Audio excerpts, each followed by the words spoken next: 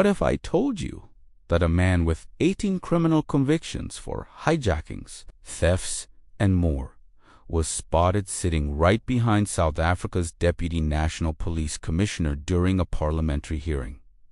His name is Stuart James Scharnick. He was once an ANC member.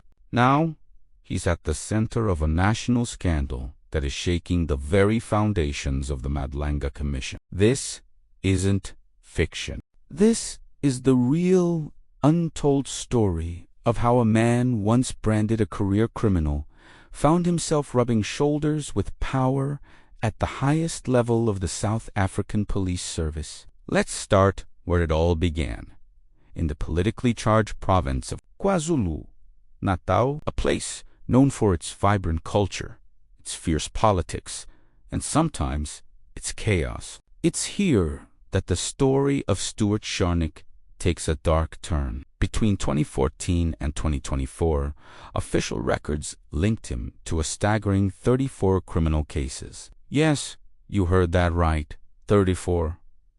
Out of those, he secured 18 convictions. The charges read like a crime novel: hijackings, car thefts, violence, you name it. There were also 11 withdrawals and 5 acquittals. But the sheer volume of cases is mine. And yet, here's the kicker.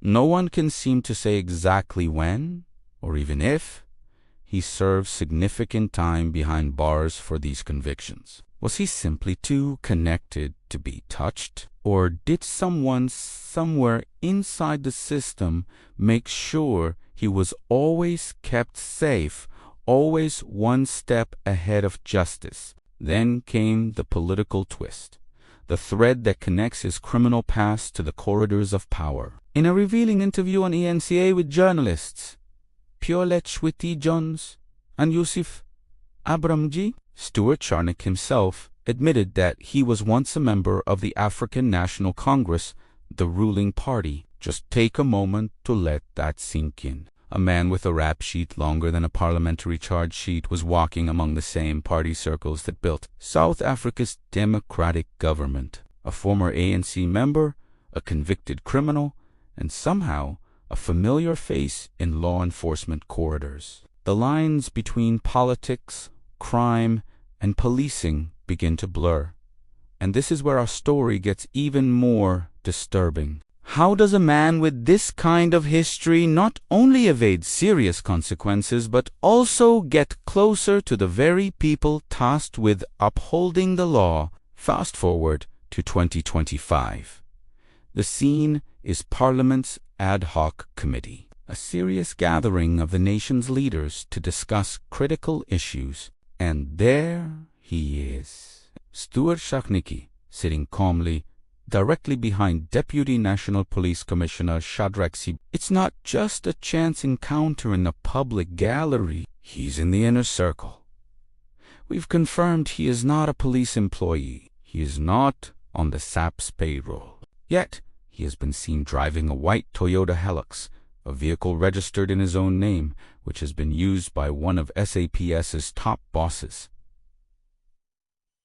Is this just a bizarre coincidence? Or is it a blatant sign of something much deeper, a symbol of a relationship that defies all logic and protocol? The proximity itself raises alarming questions about influence and access. Who is this man?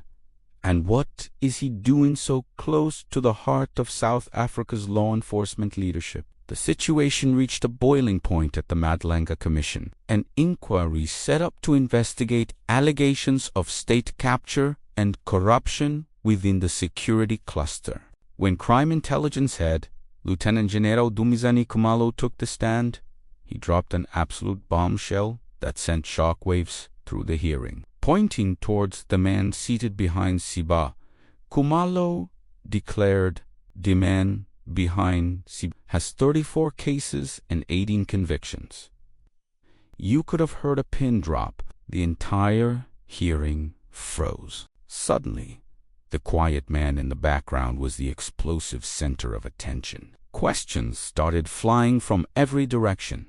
Questions that strike at the very integrity of the police service. How does a convicted criminal become a close associate of a Deputy National Commissioner. Who is protecting whom inside SAPS? And just how far does this network of influence and questionable allegiances truly reach? The story of Stuart Scharnick is just about one man as audacious journey from the streets to the seats of power. It's a mirror reflecting a much larger, more troubling picture of the system itself. It's a story about what can happen when political loyalty, criminal pasts, and institutional power become entangled. It's about a system where it appears the lines are so blurred that a man with 18 convictions can sit behind a police commissioner in Parliament without anyone batting an eye.